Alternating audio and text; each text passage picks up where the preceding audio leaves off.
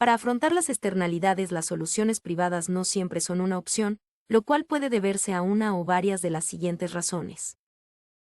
La primera es que los costos de transacción son tan altos que los interesados prefieren dejar el problema sin resolver. Otra es que las partes interesadas estén en una constante espera de buscar un mejor trato, tiempo en el cual persistirá el problema. Y por último, pueden existir demasiadas entidades interesadas, de manera que la coordinación puede resultar ineficiente o imposible. Por lo que en muchas ocasiones habrá la necesidad de la existencia de políticas públicas. Si bien lo ideal sería que el mercado por sí solo solucionara estas externalidades, el gobierno ante las siguientes razones puede verse en la necesidad de intervenir directamente. La primera es que éstas provoquen una mala asignación de los recursos, o en el caso de la inviabilidad o fracaso en las negociaciones privadas. Para una adecuada intervención estatal, el gobierno requerirá cumplir los siguientes requisitos. Tener claramente identificada el tipo de externalidad. Contar con el apoyo parlamentario y social mayoritario para actuar eficientemente. Actuar en el momento político oportuno, para una adecuada discusión y aprobación de las medidas.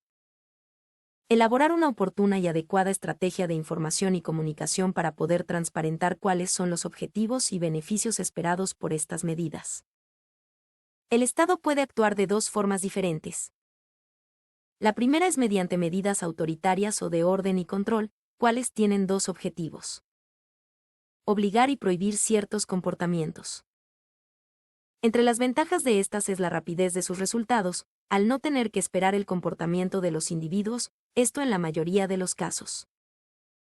Y entre sus desventajas es que según cómo se apliquen pueden generar malestar poblacional, y además se necesitará una mayor inversión en entidades que regulen el cumplimiento de estas medidas.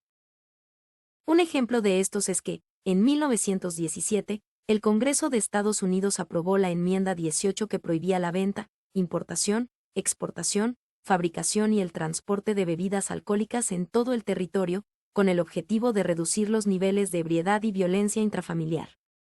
Esto debido a la indignación por lo sucedido en 1913 en Chicago, donde tuvo lugar un fuerte episodio de maltrato de un inmigrante italiano, en estado de ebriedad, hacia su esposa embarazada, que dio como resultado el nacimiento de un niño con malas formaciones. Y la segunda manera en la que puede actuar el Estado son a través de las políticas orientadas al mercado, cuales tienen el objetivo de hacer coincidir los intereses privados con los de la eficiencia social, para lo cual usa el subsidio o los impuestos correctivos. Siendo el subsidio una ayuda extraordinaria por parte de la administración pública para estimular la demanda de un bien o proteger a un colectivo. Y el impuesto correctivo siendo un impuesto que tiene el propósito de inducir a los particulares responsables de tomar decisiones a considerar el costo social de una externalidad negativa. Entre las ventajas de este último están: es mucho más barato de implementar por el Estado, siendo en muchas ocasiones la única opción viable por un gobierno. En este tipo de medidas se evita la creación de un mercado de permisos entre las empresas, a diferencia de las regulaciones donde por esta situación las medidas pueden verse inutilizadas. A su vez, con las empresas se ven incentivadas constantemente en desarrollar tecnologías o procesos que les permitan pagar menos impuestos. Y finalmente, con se tiene la capacidad hasta cierto punto de poder predecir los efectos que se tendrá, en base a una tasa previamente calculada. Y entre sus desventajas: si las tasas de impuestos son muy altas, puede llegarse a dar el caso que el desarrollo de ciertas industrias se vuelva inviable y cierren.